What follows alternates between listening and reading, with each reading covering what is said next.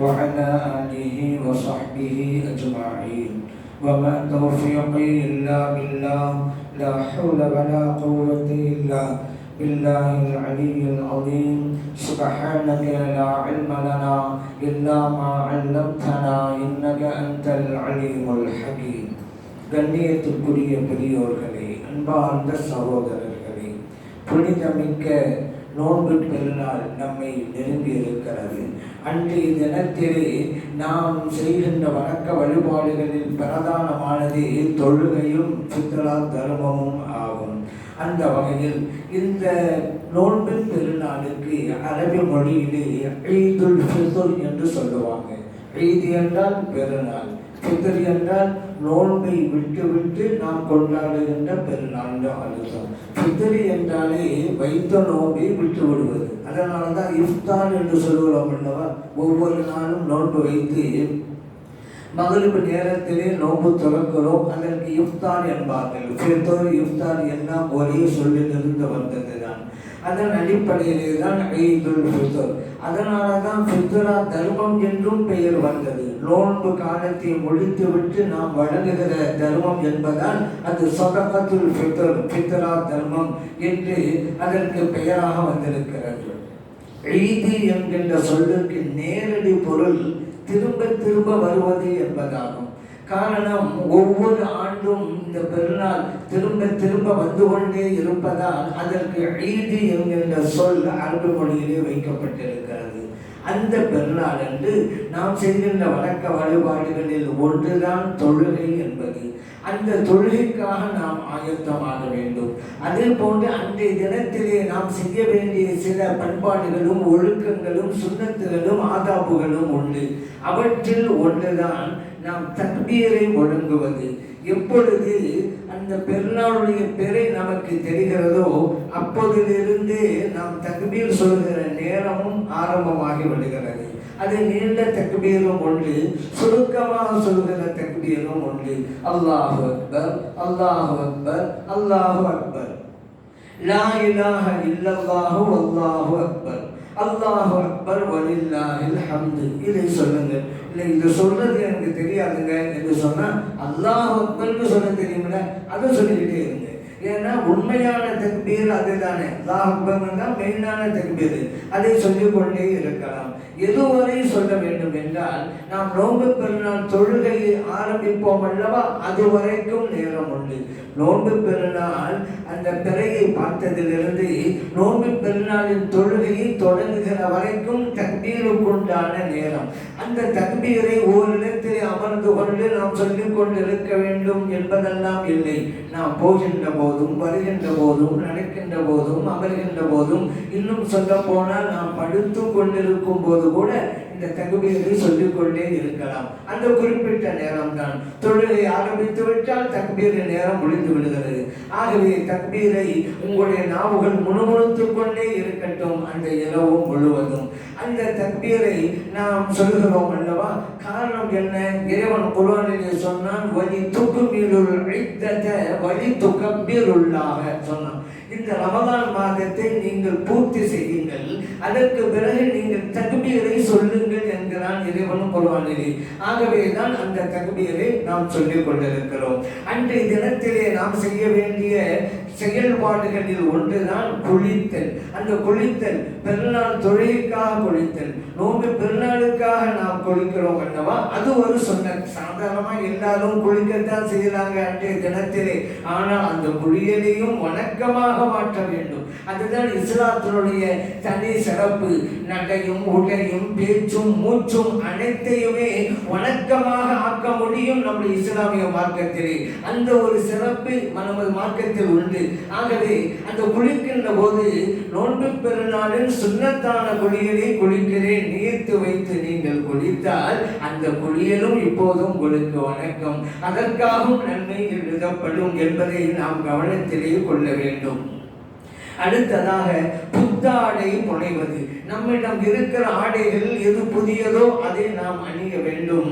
அடுத்ததாக நாம் மனம் பூசிக்கொள்ள வேண்டும். இதுவெல்லாம் அன்று தினத்திலே நாம் செய்வது சுன்னத்தாக்கப்பட்டிருக்கிறது. நபி வழி என்கின்ற அந்த இடத்திற்குள்ளே இதுவெல்லாம் வருகிறது. அடுத்ததாக அன்றைய தினத்திலே தொழுகைக்கு முன்பாகவே நாம் உண்ணுவது சுன்னத். ஆனால் ஹஜ்ஜு பெருநாள் தொழுகையாக இருந்தால் தொழுதுவிட்டு போய் சாப்பிடுவது சுன்னத். நபி ஸல்லல்லாஹு அலைஹி வஸல்லம் அவர்கள் நோன்பு பெருநாளின் போது சாப்பிட்டு வந்துதான் தொழுகையை நிறைவேற்றினார்கள். அவர்கள் சாப்பிட்டது என்பது நாம் இப்போது அந்த பெருநாள் தினத்தன்று தயார் செய்கிறோம் அல்லவா, பல வகை பதார்த்தங்கள் அப்படிங்கிறதல்ல. தமராத்தின் ஸல்லல்லாஹு அலைஹி வஸல்லம் அவர்கள் பேரீத்தங்கனிகளை உண்டு விட்டு தான் வருவார்கள். அதையும் வித்திரன் ஒற்றன்படையிலே அவர்கள் உண்ணுவார்கள். புகாரிலே பதிவு செய்யப்பட்ட ஹதீஸ். ஆகவே ஏதாவது ஒன்றை சாப்பிட்டு விட்டு தொழுகைக்கு வாருங்கள். நாம் நிறைவாக சாப்பிடுவது தொழுகைக்கு பெற வேண்டுமான வைத்துக் கொள்ளலாம். ஆக எதுவுமே சாப்பிடாமல் வர வேண்டாம் என்பதுதான் இந்த ஹதீஸுடைய நோக்கம். அடுத்ததாக நாம் பெருநாள் தொழுகைக்கு பள்ளிக்கு வருகிறோம் அல்லவா, வருகின்ற போது ஒரு வழி, பள்ளியிலிருந்து வீட்டுக்கு திரும்பி செல்கின்ற போது வேறு ஒரு வழி, அது ஒரு சுன்னத். நபி ஸல்லல்லாஹு அலைஹி வஸல்லம் அவர்கள் இதா கான யௌமு ஈதின் ஹாலஃபத் தரீக், தரீக்கை அந்த பாதையை மாற்றுவார்கள். புகாரிலே பதிவு செய்யப்பட்ட ஹதீஸ். அதையும் கூட நாம் பின்பற்ற வேண்டும். வீட்டிலிருந்து பள்ளிக்கு வருவது ஒரு பாதையாகவும், பள்ளியிலிருந்து நாம் வீட்டுக்கு திரும்பி செல்வதை வேறொரு வழியாகவும் ஆக்கிக் கொள்ள வேண்டும். ஏன் நபி ஸல்லல்லாஹு அலைஹி வஸல்லம் அவர்கள் இப்படி செய்தார்கள் அது நமக்கு தெரியாது. ஸல்லல்லாஹு அலைஹி வஸல்லம் அவர்கள் காரணத்தை சொல்லவில்லை, ஆனால் அப்படி செய்தார்கள். அதே நேரத்தில் இமாம்கள் விளக்கம் தருகிறார்கள். ஒருவர் தொழுகைக்காக பள்ளிக்கு வந்து வீட்டுக்கு செல்கிறார் என்றால் அவர் வந்த வழியெல்லாம் அல்லாஹ்விடத்திலே சாட்சி சொல்ல வேண்டும் அல்லவா.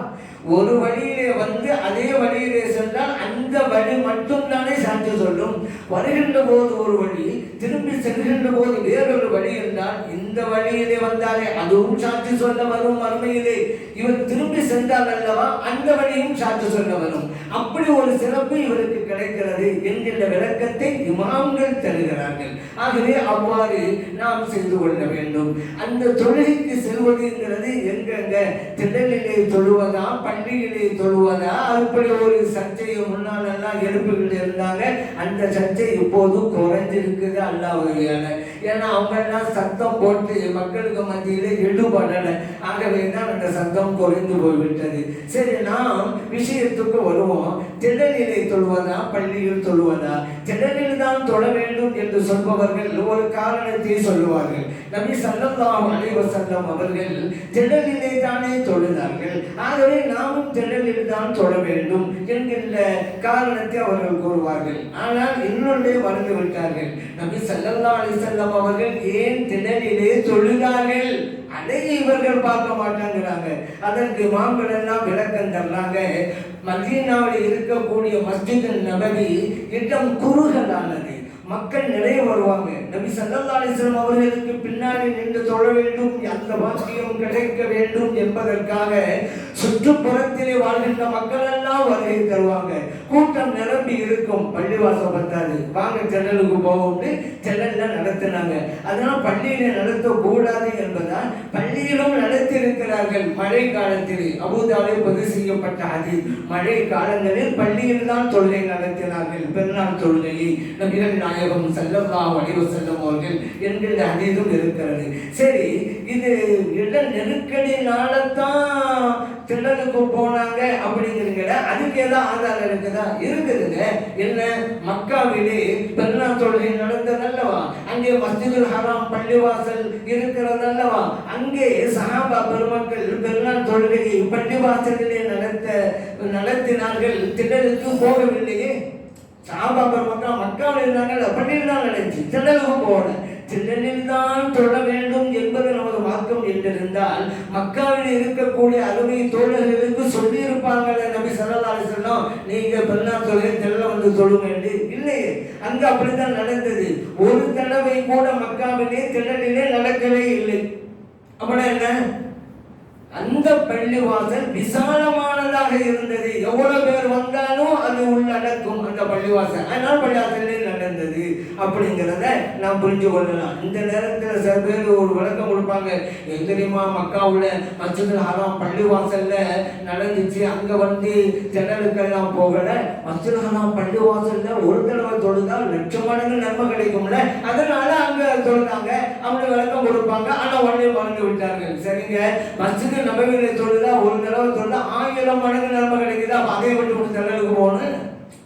பள்ளிவாசல் தொழுதால் அதே சிறப்பு. ஆகவே தான் மக்காவில் பள்ளிவாசல் என்றால் அதே காரணம் மதீனாவுக்கும் வருகிறது. 1000 மடங்கு நன்மை கிடைக்குமே, அதை விட்டு விட்டியே அங்க போகணும். அப்ப இந்த இடப்பிரச்சனை தான் காரணம். மஸ்ஜித் நபவி சிறியதாக இருந்ததுனால எல்லோருக்கும் இடம் போகவில்லை. மஸ்ஜிதுல் ஹராம் மக்காவிலே பள்ளிவாசல் விசாலமானதாக இருந்ததுனால எல்லோருக்கும் போதுமானதாக இருந்தது, பள்ளிவாசலே நடந்தது அப்படிங்கிறத நம்ம புரிஞ்சு கொள்ளலாம். இதுல இந்த தொழுகைக்கு திடல் தொழுகை என்று வேறு பேர் வச்சாங்க. இதுதான் அநியாயமா இருக்குது. நீ திடலில் தொழுகைன்னு சொல்லலாம். அது என்ன திடல் தொழுகை? திடலிலே தொழுவதால் திடல் தொழுகை என்றால் ஒரு ஆள் வீட்டில தொழுகிறாரு, வீட்டு தொழுகை என்கலாமா? ஒரு ஆள் கடையிலே தொழுகிறார், கடை தொழுகை அப்படி பேர் வைப்பீங்களா நீங்க? கடையில் தொழுகைன்னு சொல்லுங்க, வீட்டில் தொழுகைன்னு சொல்லுங்க, திடலில் தொழுகைன்னு சொல்லுங்க. எனக்கு திடல் தொழுகை, தஸ்பீஹ் தொழுகை கேள்விப்பட்டிருக்கோம், துஹா தொழுகை கேள்விப்பட்டிருக்கோம், தஹஜ்ஜுத் தொழுகை கேள்விப்பட்டிருக்கோம். அது என்னங்க திடல் தொழுகை? அப்படி ஒரு தொழுகை இல்லைங்க ஹதீஸ்லாம். ஏதோ புதுசா பேர் வைக்கிறீங்க. இன்னொன்னு, திடல்ல தொழுதாலும் கூடும், பள்ளியிலே தொழுதாலும் கூடும். ஆனால் பள்ளியில் தொழுவதுதான் ஏற்றமானது. ஏன் தெரியுமா?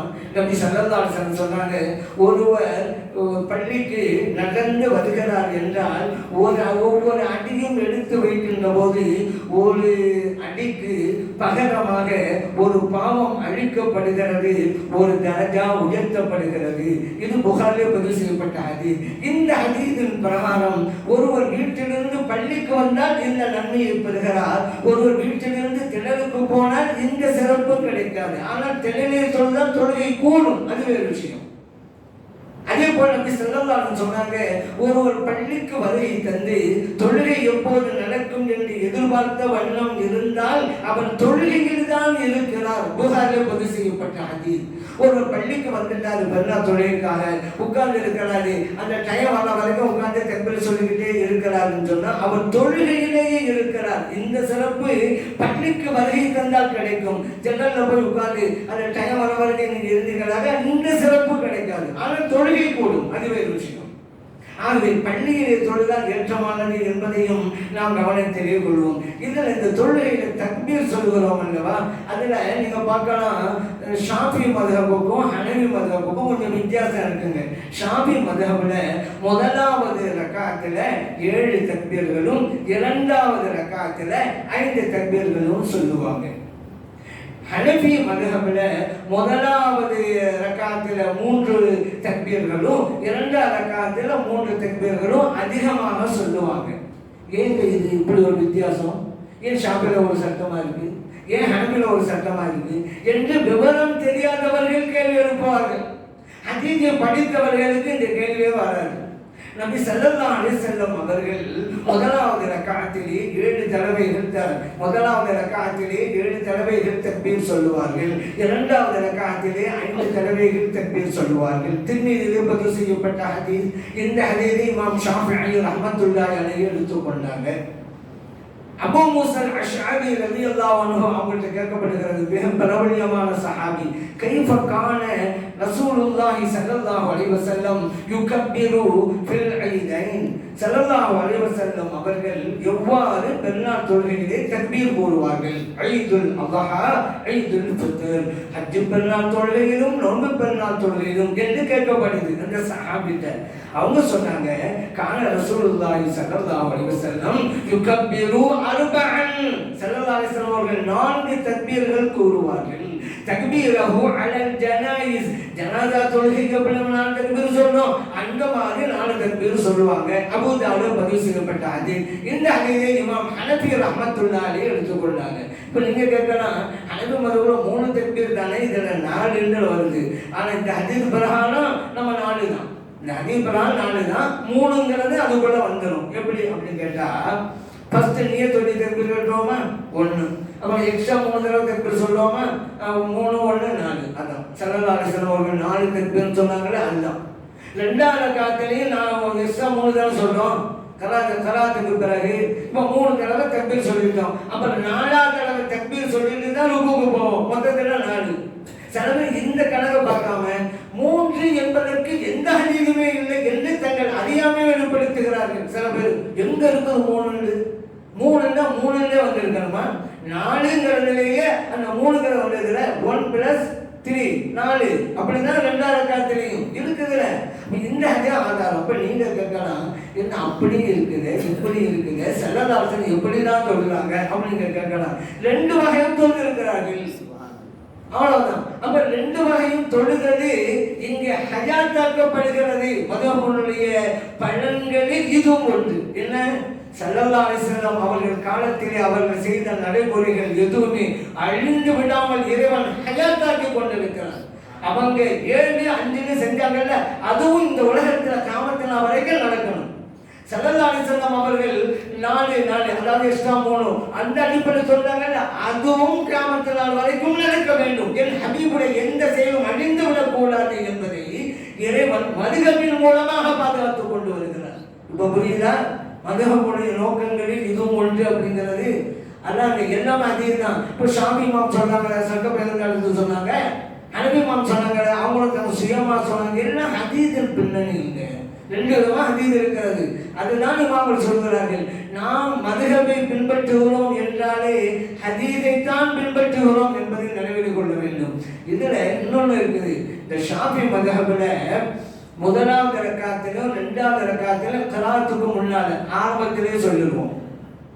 ஏன், திருமீதியில பதிவு செய்யப்பட்ட ஹதீஸ் கபிலல் கராத்துக்கு முன்னாலேயே ஸல்லல்லாஹு அலைஹி வஸல்லம் 7 சொன்னாங்க, 5 சொன்னாங்க. திருமீதி ஆகவேதான் கராத்துக்கு முன்னால ஆரம்பத்திலேயே. ஹனபி மதுஹப்ல முதல் ரக்காத்துல ஆரம்பமாக இருக்கும், 2வது ரக்காத்துல கடைசியாக தான் வரும். ஏன், பைஹக்கில பதிவு செய்யப்பட்ட ஹதீஸ் அப்துல்லாஹ் இப்னு மஸ்ஊத் ரலியல்லாஹு அன்ஹு சொல்றாங்க, பெருநாளுடைய தொழுவீங்களா ஆரம்பத்தில் தக்பீர் சொல்லுங்க, அப்புறம் கராத்து ஓதுங்க. முதல் ரக்காத்துல 2வது ரக்காத்துல கராத்து ஓதுங்க, அதுக்கு பிறகு தக்பீர் சொல்லுங்க. அப்துல்லாஹ் இப்னு மஸ்ஊத் ரலியல்லாஹு அன்ஹு சொல்றாங்க. பைஹக்கி இந்த ஹதீஸ் அடிப்படையில் தான் இமாம் ஹனபி ரஹ்மத்துல்லாஹி அலைஹி சொல்றாங்க. அவங்களாம் எவ்வளவு ஆய்வு செய்து எத்தனை ஹதீஸ்களை படித்து சட்டம் சொல்றாங்க. உங்களை கூட தர்ஜமா படிச்சுட்டு அது அப்படி அதே மாதிரி ஷாஃபி இல்லை ஒரு தர்ஜமா படிச்சுட்டு அந்த தர்ஜமா முழுமையாக படிக்கிறது அது ஒரு விஷயம். சரி, இந்த மாதிரி சில பேர் இருந்துருக்கிறாங்க. அடுத்ததாக அன்றைய தினத்திலே நாம் செய்த வணக்க வழிபாடுகள் இன்னும் பிரதானமானது அந்த ஃபித்ரா தர்மம் வழங்குவதுதான். ஏன் ஃபித்ரா நான் ஏற்கனவே சொல்லிட்டேன், நோன்பு முடித்து விட்டு இந்த தர்மத்தை நாம் செய்கிறோம். சதகாண்டா தர்மம், அதே போல ஃபித்ர் சதகத்துல் ஃபித்ர்னா நோன்பை முடிப்பது. இதையே நபி ஸல்லல்லாஹு அலைஹி வஸல்லம் கடமையாக்குறாங்கன்னு சொன்னா 2 காரணம் இருக்குது. துஹூரத்துல் லிஸ்ஸாயிம் வ துஅமத்துல் லில் மசாகின். நோன்பாளியை தூய்மைப்படுத்துகிறது, ஏழைகளுக்கு உணவாகவும் பயன்படுகிறது. அபூதாவில் பதிவு செய்யப்பட்ட ஹதீஸ். இந்த பிரதான நோக்கம் இந்த 2 தான். நோன்பாளியை தூய்மைப்படுத்துகிறது, நோன்பு வைக்கிறாரு, அவரே அறியாமல் சில தவறுகள் வந்திருக்கலாம், பிழைகள் வந்திருக்கலாம், அது ஒரு குறை தானே. அந்த நோன்பாளியின் குறையை அகற்ற வேண்டும், அதை இந்த தர்மம் செய்கிறது என்கிறார்கள் நபிகள் நாயகம் ஸல்லல்லாஹு அலைஹி வஸல்லம் அவர்கள். இதுக்கு இமாம்கள் ஒரு விளக்கம் சொல்லுவாங்க. தொழுகையில எப்படி இந்த சஜிதா சவுண்ட் இருக்கு பார்த்தீங்களா, ஏதாவது தவறு செஞ்சுட்டா மறதிக்கா சஜிதா செய்யணும்ல தொழுகையில, அந்த மாதிரி தாங்க இது.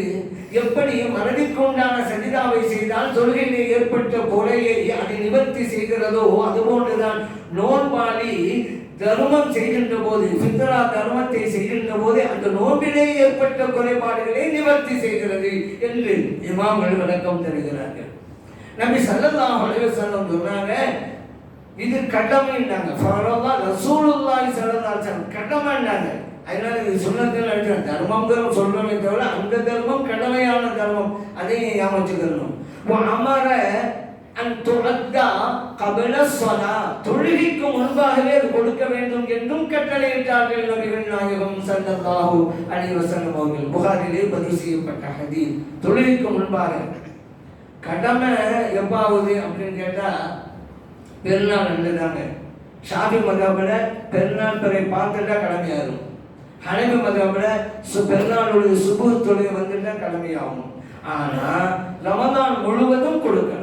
ஷாஃபி மதஹ்ப் எல்லா மதஹ்பிலையும் ரமதான் மாதம் முழுவதும் கொடுக்கலாம். பெருநாள் இன்னைக்கு தான் கடமை, இன்னைக்கே கொடுக்கலாம். நீங்கள் ஃபித்ரா தர்மத்தை பார்க்க அனுமதிக்குது.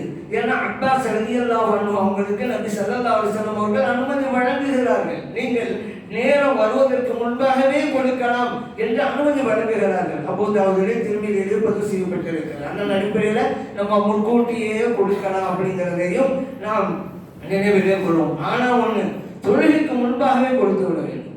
அதற்காகத்தான் பெருநாள் தொழுகை நீங்கள் பார்க்கலாம், கொஞ்சம் லேட்டாக தான் வைப்பாங்க பள்ளிவாசல்கள்லாம். ஆனால் ஹஜ்ஜு பெருநாள் தொழுகை பாருங்க சீக்கிரமாக வச்சிடறாங்க. ஏன்? நபி ஸல்லல்லாஹு அலைஹி வஸல்லம் அவர்கள் அப்படி செய்தாங்க. நோன்பு பெருநாள் தொழுகையை தாமதமாக நிறைவேற்றினாங்க ஸல்லல்லாஹு அலைஹி வஸல்லம் அவர்கள்.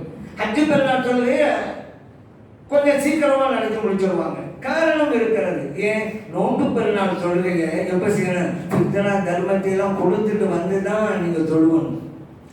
எல்லாம் கொடுத்துட்டு வந்துருங்க.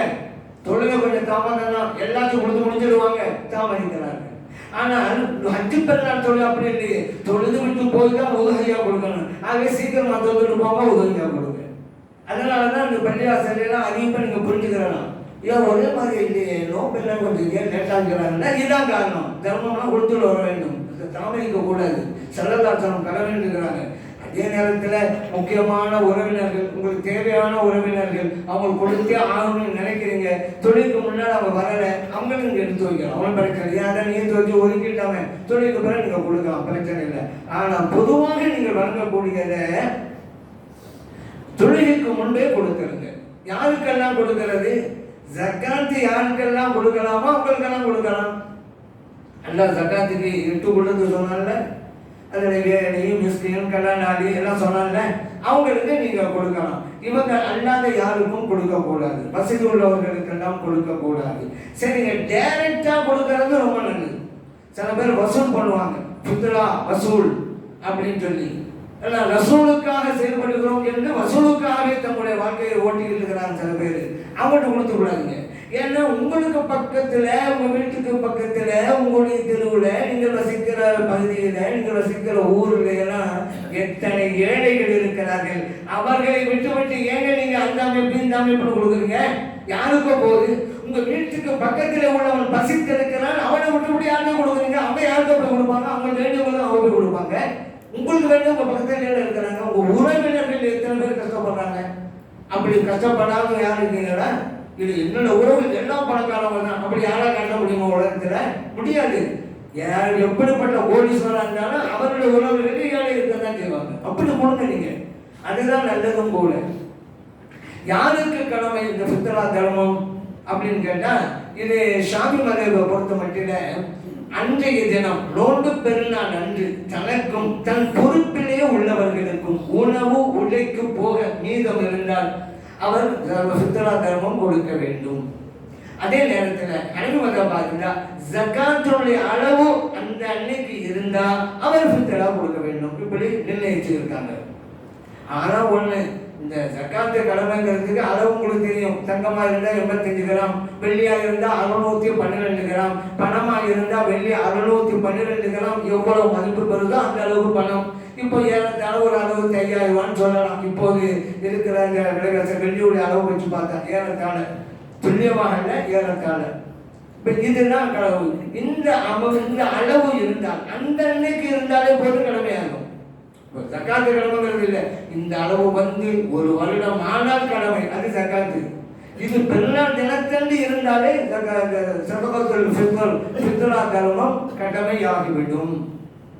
எப்போது கடமை ஏற்கனவே சொல்லிட்டேன். யாருக்கெல்லாம் கொடுக்க வேண்டும் அதையும் சொல்லிட்டேன். எவ்வளவு கொடுக்க வேண்டும் அப்படின்னு வரும்பொழுது, இப்போ சில பத்துவாக்களையும் சில பள்ளியாசர்கள் எழுதி போட்டிருப்பாங்க, நீங்கள் பார்த்துருப்பீங்க. தமிழ்நாடு அரசு தலைமை காதியார் அவருடைய அறிவிப்பு என்ன, அது பிரதான நடந்த வேண்டியதுதான். அவங்க சொல்றாங்க, ஹனஃபி மதஹ்பாக இருந்தால் ஒரு நபருக்கு 2 கிலோ 400 கிராம் அரிசி அல்லது கோதுமை, கிரையமும் கூட கொடுக்கலாம். 2 கிலோ 400 அரிசி எவ்வளோ ரூபா மதிப்பாகுது, பணத்தை கூட நீங்கள் கொடுக்கலாம். ஷாஃபி மதஹபா இருந்தா ஒரு நபருக்கு 3 கிலோ 200 கிராம் அரிசி அல்லது கோதுமை கிரையும் கூடாது, காசு கொடுக்க கூடாது, தானியமா தான் கொடுக்கணும். ஏன்னா ஹதீஸ்ல அப்படிதான் வந்திருக்கு. ஏன் இப்படி குறையும் கூடும் கூடாது ஏன் பிரச்சனை வருது? ஹதீஸ்ல தானியம் கொடுக்கணும்னாங்க இருக்குது, புகார்லாம் அல்ல தானியத்தை கொடுங்க. ஷாஃபிமான் சொல்றாங்க, ஹனீஃபிமான் சொல்றாங்க, சரிங்க தானியத்தை எல்லாம் கொடுத்துட்டீங்க, அவர் சமைக்க நினைக்கிறாரு, கையில காசு இல்லைன்னா வெறும் அரிசியா வச்சுட்டு அவர் என்ன செய்வாரு? கையில காசையும் கொடுங்க, அப்பதான் கிடைச்ச அரிசி அவர் சமைக்க முடியும் என்ன அவங்க சொல்றாங்க. அவ்வளவுதான். அது எல்லாம் மக்களுடைய ஏழைகளுடைய பலனை கருத்திலே கொண்டுதான் சட்டத்தை தொகுத்திருக்கிறார்கள் அப்படிங்கிறத நாம் புரிந்து கொள்ளலாம். வீட்டில் இருக்கக்கூடிய அனைத்து உறுப்பினர்களையும் கணக்கிலே கொள்ள வேண்டும். பச்சை குழந்தையா இருந்தாலும் அவங்களையும் கணக்கில் சேர்த்துக்கணும். அப்ப வேறு அளவும் இருந்தாலும் கூட தமிழ்நாடு அரசு தலைமை காவியார் சொன்ன அந்த அளவு பிரகாரம் கொடுத்தா ஏற்றமானது, அதிகம் கொடுத்தா பேணுதல் தானே. அதனால் அப்படியே நாம் நிறைவேற்றுவோம். எல்லாம் வல்ல இறைவன் அந்த பெருநாளுடைய வணக்க வழிபாடுகளை முறையாக செய்கின்ற தௌஃபீகை நமது அனைவருக்கும் தந்தல்வானாக. ஆமீன். அல்ஹம்துலில்லாஹி ரப்பில் ஆலமீன்.